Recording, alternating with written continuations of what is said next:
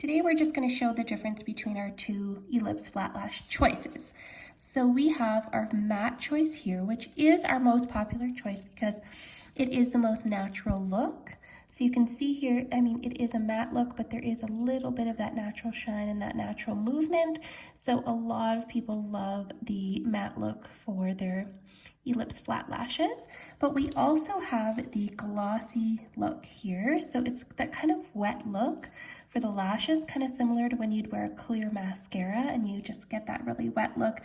It's a really glamorous look. It's really fun to change up your look with this as well. Sometimes I find it makes the eye pop a little bit more because it reflects the eye color off the glossy.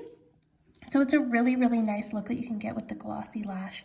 But you can see here, it's not a huge difference, but you can see there's the gloss and there's the matte. So I'll just comb through them so you can kind of see what they look like when they're moving a little bit.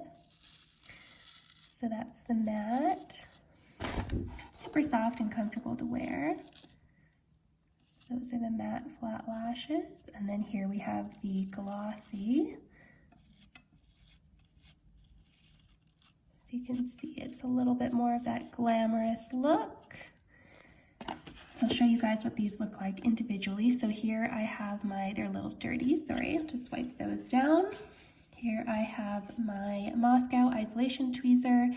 It's really great for pickup of any classic or ellipse lashes as well. So I'm gonna go ahead and just remove one of these from the strip.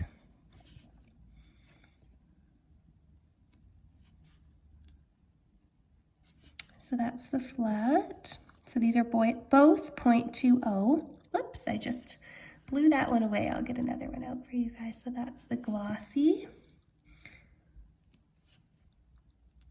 And that's the matte. So these are 0.20, one's 12, one's 13. They're both the D curl as well, so you can see that they are quite curled.